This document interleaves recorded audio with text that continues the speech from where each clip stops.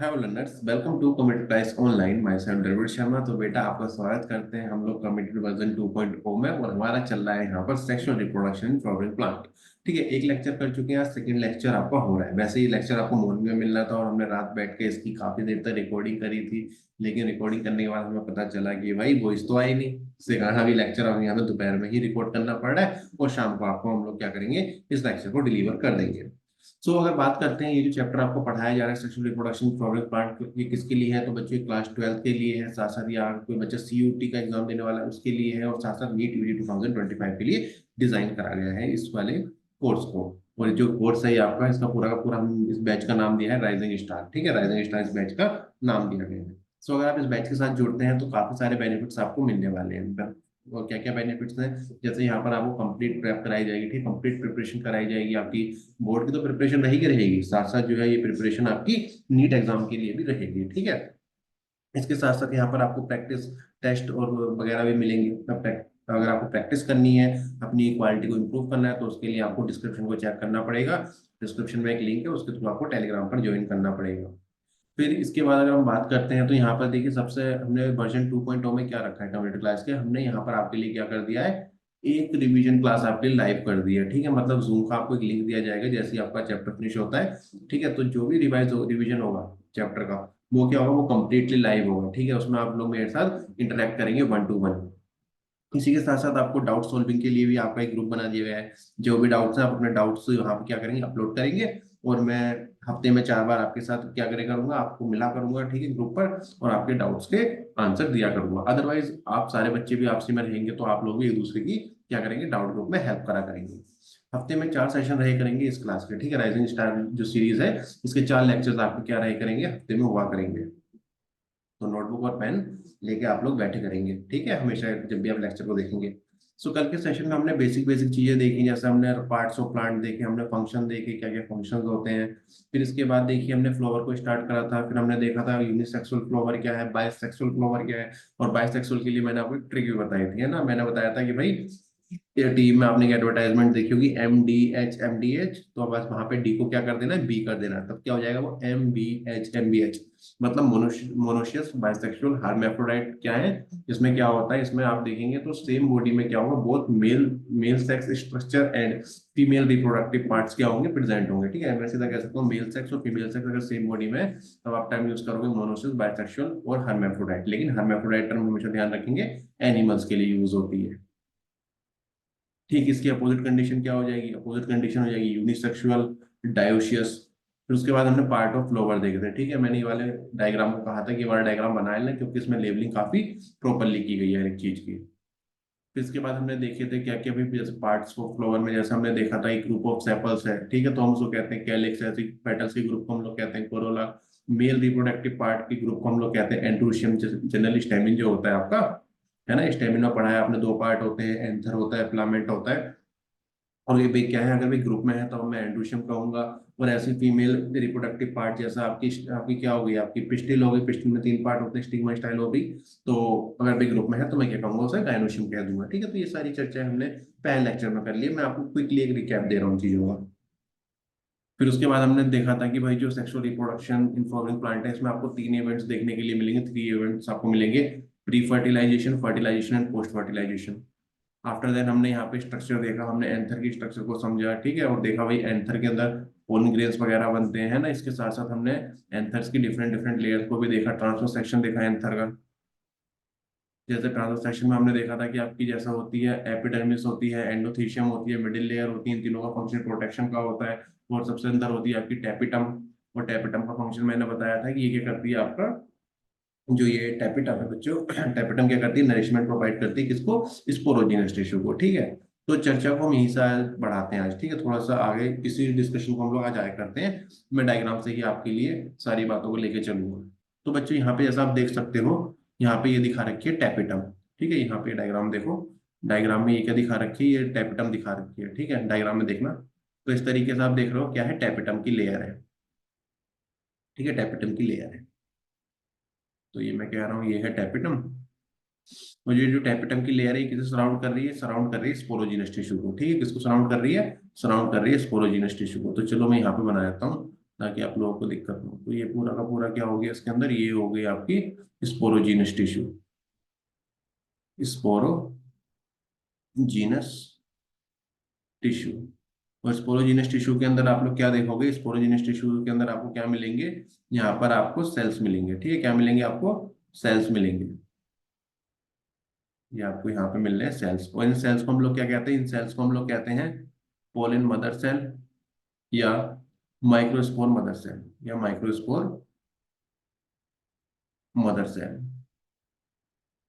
और ये microspore mother cell या पोलिन मदर सेल की जो प्लोइडी होती है, कैसे होते हैं, डिप्लॉयड होते हैं।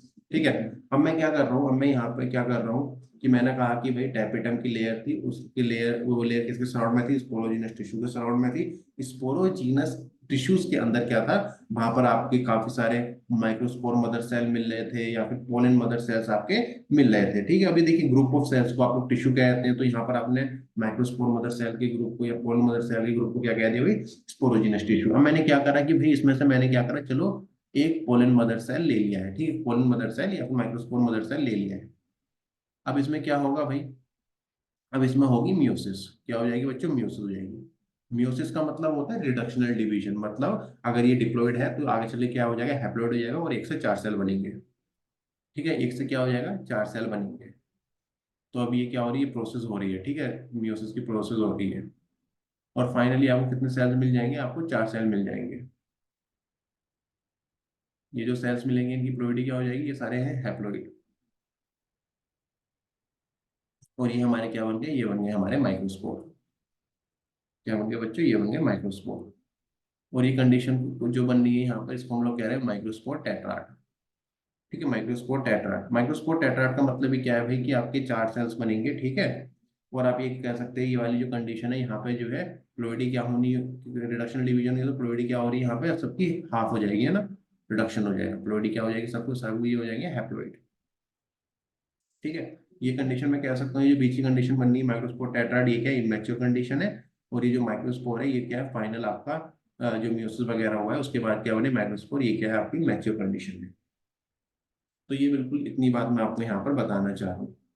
ठीक है, और इसी वाली प्रोसेस का भी एक नाम दिया गया है। ठीक है, इस प्रोसेस को कहते हैं माइक्रोस्पोरोजेनेसिस। क्या कहते हैं बच्चों, इसी कंडीशन को कहा जाता है microsporogenesis.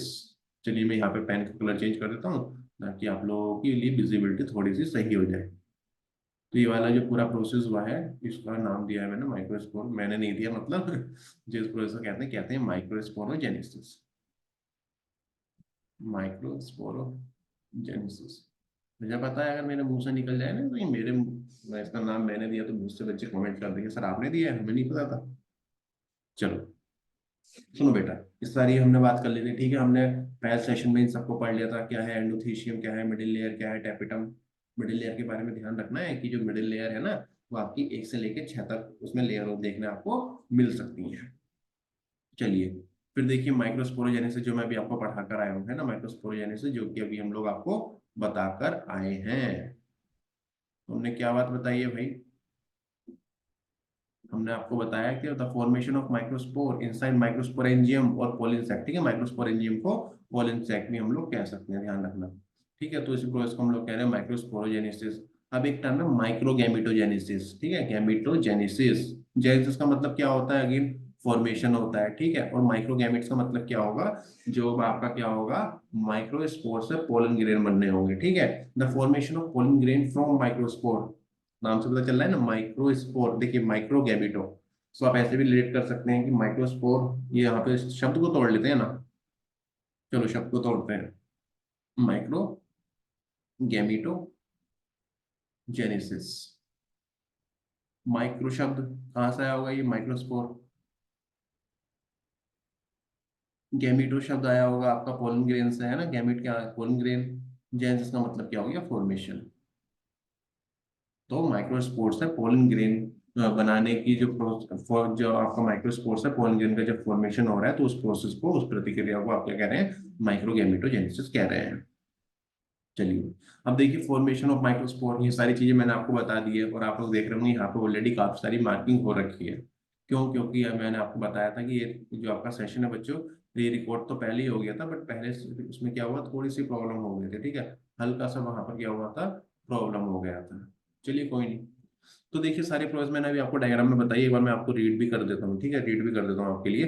Okay, the developing anther consist of two type of cell. देखिए डेवलपिंग एंथर जो है इसमें आपको दो प्रकार की सेल्स मिलती हैं। ओके, वे कौन कौन सी हैं? एक तो है आपकी रिप्रोडक्टिव सेल और एक होती है non reproductive cell. Reproductive cells के बारे में मैंने आपको ही बता दिया है, नॉन रिप्रोडक्टिव के बारे में मैं अब आपको बता दूं।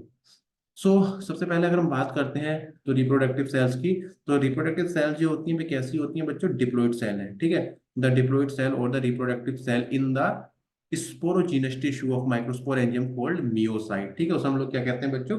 उसे हम लोग क्या देते हैं? मियोसाइट्स कह देते हैं, या फिर उसको हम लोग कह देते हैं आपका पोलिन मदर सेल्स भी कह देते हो। इसके साथ साथ आप लोग माइक्रोस्पोर मदर सेल भी कह देते हो, ठीक है। तो ये सब आप लोग कह देते हो। तो यहाँ पर आप क्या देखोगे बच्चों कि इनमें क्या होगी? मियोसिस होगी। और मियोसिस होने के बाद क्या बनेगा आपका? यहाँ पर आपके बनेंगे फोर हैप्लॉइड माइक्रोस्पोर, आपके यहाँ पर क्या होंगे? बन जाएंगे।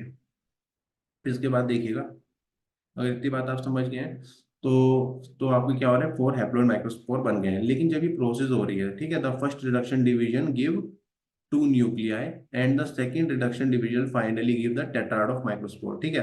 फाइनली आपको क्या मिलना है? टेट्राड ऑफ माइक्रोस्पोर मिल जाना है।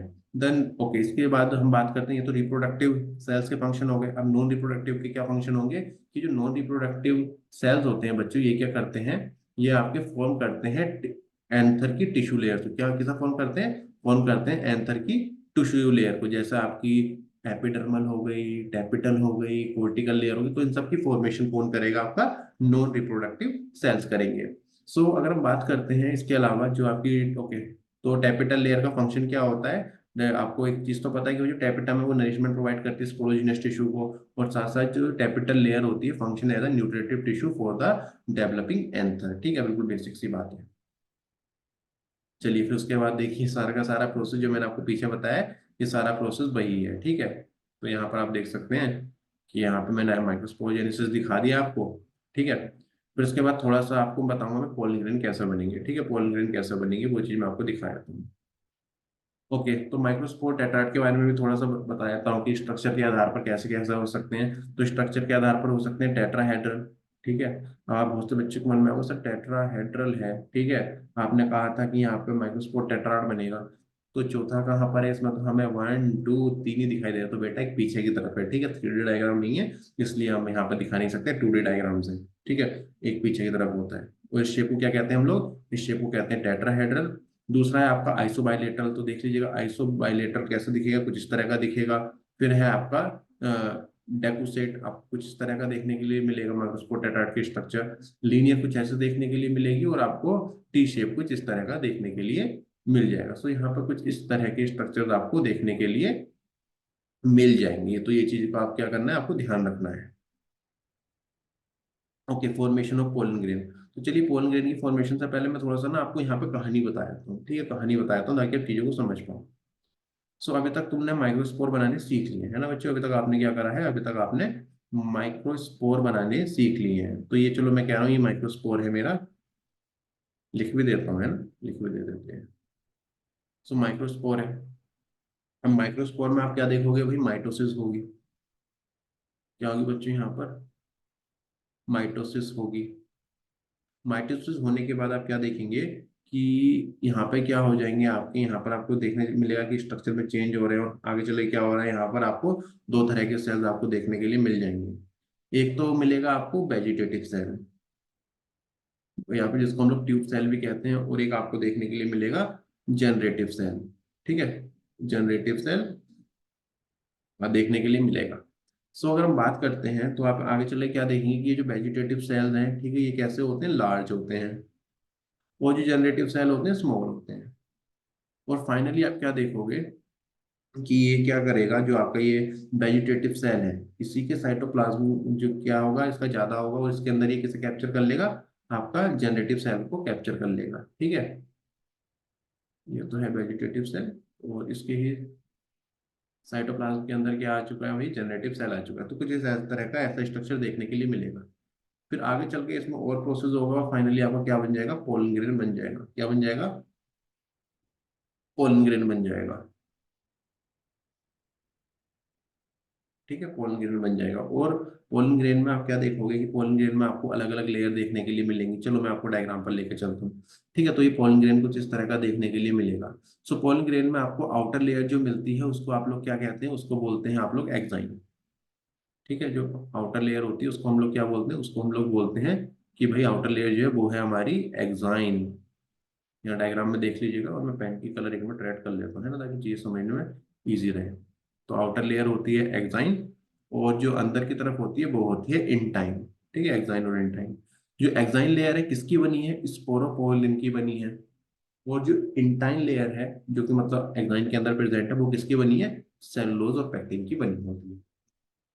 एक चीज और, आप क्या देखोगे कि आप देख रहे होगे यहाँ पे, चीज नोटिस भी कर रहे होगे कि कई जगह ऐसा है कि ये जो एक्साइन वाली लेयर है ना, ये वाली जो लेयर है, मैं यहाँ पे मार्क भी कर देता हूँ आप लोगों के लिए, ये इस तरीके से, ये क्या है, कई जगह एब्सेंट है। और ये जहां पर एब्सेंट है उस वाले स्पेस को हम लोग क्या कह रहे हैं, उस वाले स्पेस को हम लोग कह रहे हैं जर्म पोर। क्या कह रहे हैं बच्चों, हम लोग यहाँ पर इसको कह रहे हैं हम लोग जर्म पोर। और जर्म पोर में आप क्या देखोगे, जर्म पोर में आपकी एक्साइन की लेयर नहीं है, और यहीं से, और यहाँ से क्या होगा, यहीं से आपके मेल गैमेट बाहर आएंगे। ठीक है, हम आगे कोर्स में पढ़ेंगे कि कैसे कैसे मेल गैमेट बाहर आते हैं, कैसे कैसे आपका जो है पोलन ट्यूब बाहर आएगा। ठीक है, सो मेल गैमेट वगैरह जो भी बाहर आएंगे किसकी वजह से आएंगे, जर्म पोर के हेल्प से ही आ पाएंगे। क्यों, क्योंकि यहाँ पे एक्साइन की लेयर नहीं है। ठीक है, और यहीं से क्या होगा, आपका पोलन ट्यूब क्या होगा, यहाँ से आपका आगे चल के क्या होगा, पोलन ट्यूब यहीं से निकलेगा, और इस पोलन ट्यूब के थ्रू क्या होगा, आपके मेल गैमेट्स भी बाहर निकलेंगे। इसके अलावा देखोगे तो आपको वैक्यूल भी देखने के लिए मिलेगा। फिर साथ साथ इसमें आपको अलग अलग सेल्स भी देखने के लिए मिलती हैं, जैसे आपको ट्यूब सेल या फिर वेजिटेटिव सेल देखने के लिए मिलते हैं। और ट्यूब सेल और ये जो वेजिटेटिव सेल हैं, इनसे ही क्या होगा बच्चों, आप आगे चल के आपका पोलन ट्यूब अराइज होगा। सारा का सारा और भी हम अच्छे से पढ़ेंगे अभी आगे चल के। ठीक है, डायग्रामेटिकली पढ़ेंगे चीजों को। इसके अलावा आपको जनरेटिव सेल्स भी देखने के लिए मिलता है पोलन ग्रेन में। और ये जनरेटिव सेल है, इसमें क्या बनेंगे आपके, देखिए नाम से पता चल रहा है जनरेटिव है ना। तो यहाँ पर आपके बनेंगे टू मेल गैमेट्स। कितने मेल गैमेट्स बनेंगे, टू मेल गैमेट्स बनेंगे। और साथ साथ यहाँ पर आपको और क्या देखने के लिए मिलता है, आपको ट्यूब न्यूक्लियस भी आपको यहाँ पर देखने के लिए मिल जाता है। तो कुछ इस तरह का आपको ये यहाँ पर डायग्राम देखने के लिए मिलता है। तो मैं कहूंगा कि जिन बच्चों को ये डायग्राम समझ में आ गया अच्छी बात है। और सारे बच्चे क्या करेंगे, इसको अपनी नोटबुक में डायग्राम को बना के रख लेंगे। ठीक है, नोटबुक में डायग्राम को बना के रख लेंगे। और मैं आप लोगों के लिए भी थोड़ा सा छोटा हो जाता हूँ, और आप लोग क्या करो, इसकी स्क्रीनशॉट लेना चाहते हैं तो स्क्रीनशॉट ले लीजिए, अदरवाइज अगर आप लोग नोट्स बना रहे हैं साथ साथ तो इसकी नोट्स भी बना लीजिए।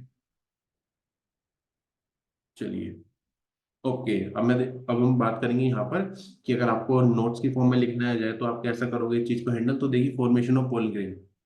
सो देखिए, the formation of pollen grain from the microspore is known as microgametogenesis. ठीक है, अभी हमने पीछे पढ़ा भी था। माइक्रो गैमेटोजेनेसिस, माइक्रो किसके लिए हो गया, माइक्रोस्पोर के लिए हो गया, गैमेटो किसके लिए हो गया, पोलन ग्रेन के लिए हो गया, जेनेसिस फॉर्मेशन। सो मतलब क्या हो गया, the process of formation of pollen grain from the microspore is known as microgametogenesis. Okay, और ये कैसे कैसे हो रहा है, it begin with the expansion of microspore. सबसे पहले क्या हुआ, माइक्रोस्पोर का एक्सपेंशन हुआ है। ठीक है, जितने भी शब्द ने अंडरलाइन करी, एक्सपेंशन किसका हुआ है, माइक्रोस्पोर का हुआ है। और जब एक्सपेंशन हुआ माइक्रोस्पोर का, तो सबसे पहले क्या हुआ, यहाँ पर आपका लार्ज वैक्यूल फॉर्म हुआ है। ठीक है, एक लार्ज वैक्यूल क्या हुआ बच्चों, फॉर्म हुआ है। It is followed by the displacement of microspore nucleus from the center to one side and of the cell against the microspore wall. Here the first pollen mitosis take place that produce a large vegetative cell and small generative cell. ठीक है, तो इसमें आप क्या देखेंगे, जब पहली mitosis हुई है, जब पहली माइटोसिस हुई है, किसमें माइटोसिस हुई है भाई, माइक्रोस्पोर था। ठीक है, आपको माइक्रोस्पोर था, माइक्रोस्पोर में क्या हुई थी, माइटोसिस प्रोसेस हुई थी, जिसको हम लोग क्रिस्टल डिवीजन प्रोसेस भी बोलते हैं माइटोसिस को। तो इसमें क्या बना, एक तो बना आपका लार्ज वेजिटेटिव सेल। ठीक है, ध्यान रखेंगे, वेजिटेटिव सेल लार्ज हो रहा है, जिसको आप लोग ट्यूब सेल भी कह रहे हैं। और एक स्मॉल जनरेटिव सेल भी आपको देखने के लिए मिल रहा है। और ये दोनों क्या कंटेन कर रहे थे, दोनों में ही आपके हैप्लॉइड न्यूक्लियस थे। ठीक है, दोनों में ही क्या थे, आपके हैप्लॉइड न्यूक्लियस थे। इसके बाद देखिए क्या है आपका, इसके बाद है the generative cell, okay, that was attached to the microspore whole start detaching and engulfed by the vegetative cell and formation of cell within a cell structure। तो यहाँ पे आपको जो स्ट्रक्चर देखने के लिए मिलेगा कैसा होगा, cell within a cell structure होगा। ठीक है, मैं रफली अगर मैं बनाऊं तो मैंने आपके लिए पीछे भी डायग्राम बनाया था। ठीक है, मैंने आप लोगों के लिए पीछे भी डायग्राम बनाया था। तो किस तरीके से बनाया था मैंने, चलिए, तो मैंने कुछ इस तरीके से दिखाया था आपको, है ना, इस तरीके से दिखाया था। मैंने कहा था कि भाई वेजिटेटिव सेल लार्ज है, और उसकी साइटोप्लाज्म के अंदर क्या आ गया है, उसने किस आप कह सकते हैं कि क्या हो गया है, engulf by the vegetative cell. ठीक है, generative cell is engulf by vegetative cells. ठीक है, तो आप देख सकते हैं इस तरीके से भी। Okay, the engulfed vegetative cell then undergo mitosis second and form the pollen sperm cell and form the pollen sperm cell.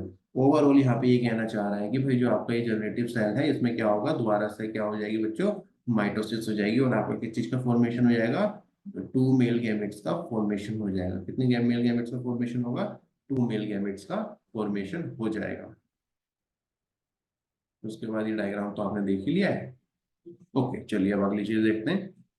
अब थोड़ा सा देखिए, कुछ एनसीईआरटी की लाइंस वगैरह हैं, ठीक है, कुछ लाइंस वगैरह हैं जो कि मैं आपके साथ यहाँ पे शेयर कर रहा हूँ।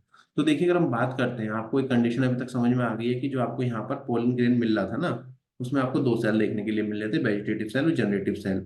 और 60% एंजियोस्पर्म में, ठीक है, 60% एंजियोस्पर्म में आपको टू सेल स्टेज देखने के लिए मिलती है। टू सेल स्टेज से मतलब क्या है, टू सेल स्टेज से मतलब है आपका vegetative cell and the generative cell. और वहीं बाकी जो रिमेनिंग स्पीशीज है, ठीक है, बाकी जो आपकी रिमेनिंग स्पीशीज है, यहाँ पे आप क्या देखेंगे कि ये जो जनरेटिव सेल है, ठीक है, ये डिवाइड करेंगे automatically to give rise a to male gamete before pollen grain sheds are into three cell stage. ठीक है, खाली मुद्दे की बात तो आपको यहाँ पे ये याद रखनी है। फिर उसके बाद देखिए फंक्शंस क्या क्या है, पोलन ग्रेन के फंक्शन क्या क्या है। सो जो मेन फंक्शन होता है ना पोलन ग्रेन का, वो क्या है आपका, जो मेन फंक्शन है, मेन फंक्शन तो केवल इतना है कि ये ट्रांसफर करता है किसको, मेल गैमेट को।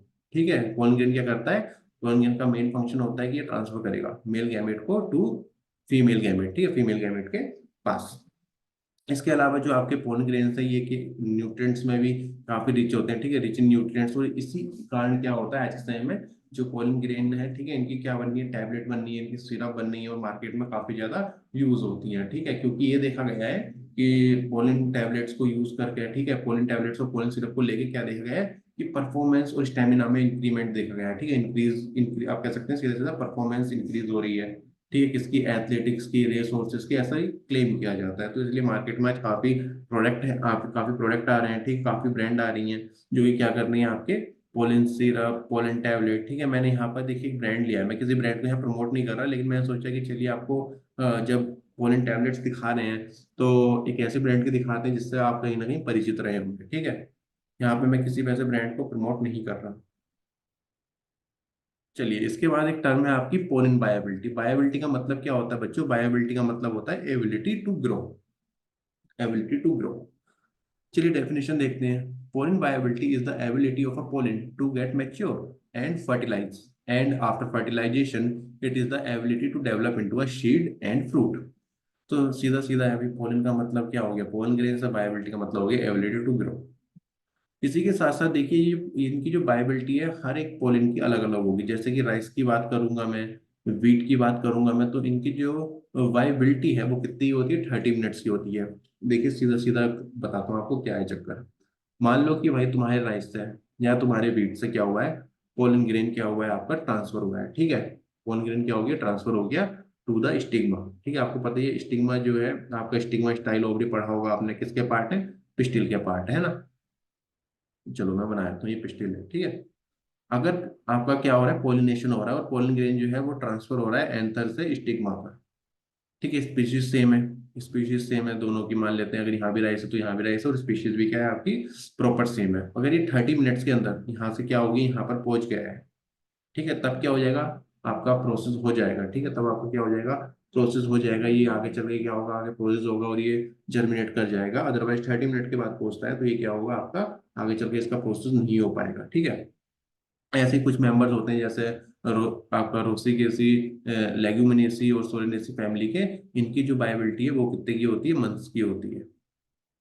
और पोलन बायोबिलिटी के लिए आपको ध्यान रखना पड़ेगा कि जो पोलन बायोबिलिटी है ये आपकी तापमान पर और ह्यूमिडिटी पर क्या करती है, आपकी डिपेंड करती है। ओके, फिर इसके बाद देखिए एक टर्म है क्रायो प्रिजर्वेशन। ठीक है, एनसीईआरटी इसकी लाइन है क्रायो प्रिजर्वेशन। क्रायो प्रिजर्वेशन में एक्चुअल में होता क्या है कि क्रायो प्रिजर्वेशन में क्या होता है, यहाँ पर आप क्या देखेंगे कि पोलन ग्रेन को क्या करा जाता है, स्टोर करा जाता है। ठीक है, पोलन ग्रेन को क्या करा जाता है, स्टोर करा जाता है। और किस में स्टोर करा जाता है भाई, इसको स्टोर करा जाता है लिक्विड नाइट्रोजन में, लिक्विड नाइट्रोजन में स्टोर करा जाता है। कितने टेम्परेचर में करा जाता है? -196 डिग्री सेल्सियस में क्या करा जाता है, इसको स्टोर करा जाता है। और अब देखिए पोलन ग्रेन को स्टोर कर रहे हैं, ठीक है, क्रायो या फिर कह सकते हैं क्रायो प्रिजर्वेशन का प्रोसेस कर रहे हैं, जिसमें कि हम पोलन ग्रेन को स्टोर कर रहे हैं। तो हम इसका यूज कहाँ करेंगे? तो इसका हम यूज करेंगे क्रॉप ब्रीडिंग प्रोग्राम में।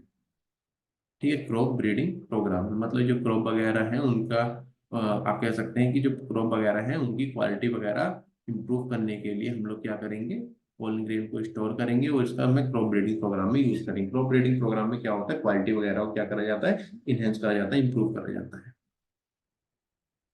ओके, फिर इसके बाद है आपका पोलन एलर्जी। सो देखिए अगर हम बात करते हैं पोलन एलर्जीज की, तो आपने सुना भी होगा कि कई लोगों को क्या होता है, पोलन से एलर्जी होती है।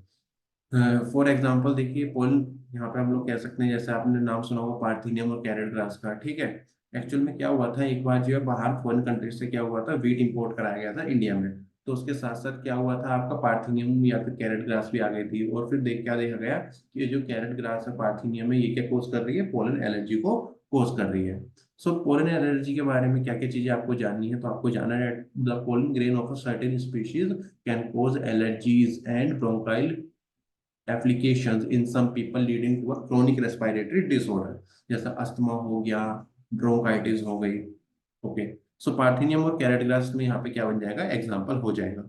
लेकिन देखिए कुछ पोलन ग्रेन ऐसे भी हैं जो कि आपका कभी भी क्या नहीं करेंगे, एलर्जिक रिएक्शन नहीं करेंगे। जैसे आपका ऑर्किड्स के पोलन ग्रेन हो गए, ठीक है, ऑर्किड्स के पोलन ग्रेन हो गए, ब्रायोफाइलम के पोलन ग्रेन्स हो गए, तो ये कभी आप कभी भी क्या नहीं कोज करते, एलर्जिक रिएक्शन भी कोज, आपको एलर्जिक रिएक्शन कोज नहीं करते। तो ये मैंने आपको एक तरह का फैक्ट शेयर करा है, ठीक है, फैक्ट भी शेयर कर दिया आपको यहाँ पे। ओके, अगला स्ट्रक्चर देख लीजिए भैया, हम किसका पढ़ने वाले हैं, गाइनोशियम को पढ़ने वाले हैं, ठीक है बच्चों, किसको पढ़ेंगे हम, गाइनोशियम को पढ़ेंगे। सो गाइनोशियम की अगर मैं बात करता हूँ, सो गाइनोशियम क्या है भाई, gynoecium is a group of pistil, group of carpel, है ना। तो यहाँ पे चलो मैं एक बना लेता हूँ यहाँ पर। सो कुछ इस तरीके से रहेगा, ठीक है। यहाँ पर अगर मैं एक पिस्टल बनाता हूँ, तीन पार्ट होते हैं मेन। एक तो होता है स्टिग्मा, एक होता है स्टाइल, और एक होता है ओवरी। तो ये तीन मेन पार्ट होते हैं किसके, किसी पिस्टिल के, ठीक है, किसी पिस्टिल के ये तीन मेन पार्ट है। पिस्टिल हो गया, या फिर मैं इसको कार्पल कह सकता हूँ। और वहीं अगर ये हम लोग group group of pistil, group of carpel देखेंगे, तो ये क्या हो जाएगा, आपका गाइनोशियम हो जाएगा।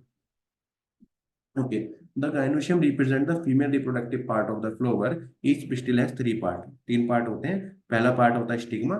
जो स्टिग्मा है, तो यहाँ पे ये यहाँ क्या देखेंगे, तो स्टिग्मा जो है यहाँ पर एज अ प्लेटफॉर्म की तरह एक्ट करेगा। मतलब अगर पोलिनेशन होगा तो पोलन ग्रेन कहाँ पर आगे गिरेंगे आपके, सो यहाँ पे आगे गिरेंगे स्टिग्मा पर। दूसरा क्या है आपका स्टाइल।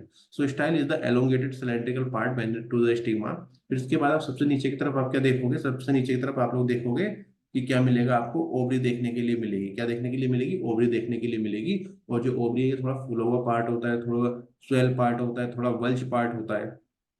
और अगर आप ओवरी के भी इनसाइड देखोगे, मान लो ये ओवरी है, ठीक है, ओवरी है, तो ओवरी के इनसाइड आप देखोगे तो आपको खाली स्पेस देखने के लिए मिलेगा, जिसको आप लोग क्या कहेंगे, लोक्यूल कह देंगे। ठीक है, इस खाली स्पेस को हम लोग क्या कह देंगे, लोक्यूल कह देंगे। और इसी स्पेस के अंदर आपको क्या क्या देखने के लिए मिलेगा, इसी स्पेस के अंदर आपको देखने के लिए मिलेगा प्लेसेंटा। इसी स्पेस के अंदर आपको देखने के लिए मिलेंगे ओब्यूल्स। तो ये सारी चीजें आपको यहाँ पर देखने के लिए मिल जाएंगी, ठीक है। चलिए, फिर इसके बाद देखिए हम देखेंगे gynoecium on the basis of a carpel, carpel के आधार पर, ठीक है। यहाँ पे देखिए एनसीईआरटी ने तो सीधा सीधा आपको बता रखा है कि मान लीजिएगा कोई, ओके, कोई गाइनोशियम है, ठीक है, द गाइनोशियम में कंसिस्ट ऑफ, अगर गाइनोशियम अगर कंसिस्ट करती है केवल एक पिस्टिल, सिंगल पिस्टिल, तब हम कहेंगे मोनोकार्पोलरी। एनसीईआरटी ने इतनी बात बताई, एग्जांपल नहीं दी, एग्जांपल मैंने आपके साथ शेयर कर दिया, ठीक है। और एग्जांपल्स क्या हो जाएंगे, पी और बीन। तो अगर आप पी को देखोगे, बी क्या है, अगर आप पी को देखोगे या बीन को देखोगे, तो आपको क्या देखने के लिए मिलेगा, यहाँ पे केवल एक ही क्या होगी, पिस्टिल होगी। मतलब क्या होगा, ये मोनोकार्पेलरी होगी। वहीं अगर एक से ज्यादा पिस्टिल है, तब हम क्या कहेंगे, तब हम कहेंगे मल्टी कार्पेलरी। एग्जाम्पल हो जाएगा यहाँ पर आपका पेपावर, ठीक है, पेपावर यहाँ पर आपका एग्जाम्पल बन जाएगा। अच्छा, पेपावर को हिंदी में क्या कहते हैं पता है किसी को, तो फटाफट कमेंट सेक्शन में बता देना आप लोग। तो पेपावर को बोलते हैं अफीम, सुना होगा आपने अफीम के बारे में, ठीक है। तो पेपावर क्या होती है, अफीम होती है। ओके, फिर इसके बाद देखिए दो सबसे इंपॉर्टेंट टर्म्स हैं, ठीक है। एक तो है साइनोकार्पस, ठीक है, आप एक टर्म पढ़ेंगे साइनोकार्पस, और एक आप टर्म पढ़ेंगे एपोकार्पस, ठीक है। तो साइनोकार्पस और एपोकार्पस, कार्पेलरी के कार्पस में क्या अंतर होता है? तो देखिए साइनोकार्पस इसमें जो शब्द है ना, सिन, सिन का मतलब क्या होता है, ये फ्यूज होते हैं, मतलब कि क्या है आपका एक्चुअली एक ऐसी कंडीशन है सर, एक पॉलीकार्पुलरी कंडीशन है, ठीक है। पॉलीकार्पुलरी का मतलब क्या हो गया, जिसमें काफी सारे कार्पल्स हैं, और ये काफी सारे कार्पल्स क्या है आपस में फ्यूज हैं। तो हम इस कंडीशन को हम लोग क्या कह देंगे बच्चों, इस कंडीशन को हम लोग क्या देंगे, साइनोकार्पस, ठीक है। हम लोग क्या कह देंगे आपका, साइनोकार्पस कह देंगे। तो इसके एग्जाम्पल क्या क्या है, इसके एग्जाम्पल हो जाएंगे पेपावर, कोकोनट, हिबिस्कस, ब्रिंजल और ओपियम, ठीक है। और क्या हो जाएगा आपका, ओपियम हो जाएगा। तो ये सारे एग्जाम्पल यहाँ पर बन जाएंगे। तो एग्जाम्पल्स आपको याद रखने हैं। अगर मान लीजिए कंडीशन क्या है कि यहाँ पर कार्पल्स क्या है, फ्री है, तो हम क्या टर्म यूज करेंगे, एपोकार्पस। एपो का मतलब क्या हो जाता है, एपो का मतलब ये हो जाता है यहाँ पर फ्री। एग्जाम्पल हो जाएगा रोज और माइकीलिया। और माइकीलिया क्या होता है बच्चों, माइकीलिया आपका एक तरह का फ्लावर है। ओके, फिर इसके बाद क्या है आपका ओव्यूल, ठीक है। ओव्यूल पढ़ाने से पहले एक आपको यहाँ पे एक कुछ एनसीईआरटी कुछ लाइन है, और इन लाइन से क्वेश्चन आपका 2017 में बना, और पहले भी कई बार इस यहाँ से क्वेश्चन बन चुका है। तो आप इसमें नीट एग्जामिनेशन में तो मैं आपको बता देता हूँ, यहाँ से बोर्ड में भी क्वेश्चन बन जिन सकता है एक नंबर का बड़े इजिली। तो देखिए एनसीईआरटी आपको बताती है that the number of ovule in an ovary में बी वन, ठीक है। तो देखिए ओवरी के अंदर ओव्यूल्स हैं, तो कई बार ऐसा भी होता है कि मतलब ओवरी के अंदर आपको केवल एक ही ओव्यूल देखने मिले, जैसे वीट के अंदर आप देखोगे तो आपको एक ओव्यूल देखने के लिए मिलेगा, पैडी के अंदर एक देखने के लिए मिलेगा, और मैंगो के अंदर क्या मिलेगा आपको, एक ओव्यूल देखने के लिए मिलेगा। ओके, और कई बार ऐसा भी होता है कि वो एक ओवरी के अंदर आपको काफी सारे ओव्यूल देखने के लिए मिलते हैं, जैसे आपने देखा होगा पपाया, वाटरमेलन, ऑर्किड, ठीक है। तो यहाँ पर ये खाली आपको अच्छे से एग्जाम्पल याद रख लें। ओके चलिए, ओव्यूल को हम लोग क्या कहते हैं, मेगा स्पोरेंजियम भी कह देते हैं, ठीक है। मेगा स्पोरेंजियम भी कह देते हैं, किसको हम लोग, ओव्यूल को कहते हैं मेगा स्पोरेंजियम। तो चलिए मैं ऐसा आपको पूरा का पूरा एक डायग्राम की फॉर्म में बताता हूँ, ठीक है। मैं आपको डायग्राम की फॉर्म में बताता हूँ यहाँ पर बात, ठीक है। आपको मैं यहाँ पर डायग्राम की फॉर्म में बात बता देता हूँ कैसे कैसे है। तो एक्चुअल में हो क्या रहा है, वो here the slide one, give me a second ना। ओके, यहाँ पर हमारे पास एक खाली स्लाइड है, हम इसका यूज करेंगे। चलिए, जब आप छोटे होगे है ना, जब आप छोटे होगे स्कूल जाते होगे, तो कभी आपको आपकी मैम ने या सर ने है ना कुछ इस तरह का आपको डायग्राम बनवाया होगा, और बहुत से बच्चों ने बनाया भी होगा, ध्यान भी होगा बहुत से बच्चों को, कुछ यूं ही करके आपने डायग्राम बनाया होगा। अब मैं क्या करूंगा भाई, ये क्या है आपका, तीन पार्ट होते हैं, मैं अभी आपको बताकर आया हूँ। एक तो होता है स्टिग्मा, एक होता है स्टाइल, और एक क्या होता है, ओवरी होता है, ठीक है। ओवरी को मैं फिर से यहाँ पर बना रहा हूँ, ओवरी को मैं यहाँ ड्रॉ कर रहा हूँ आपके लिए।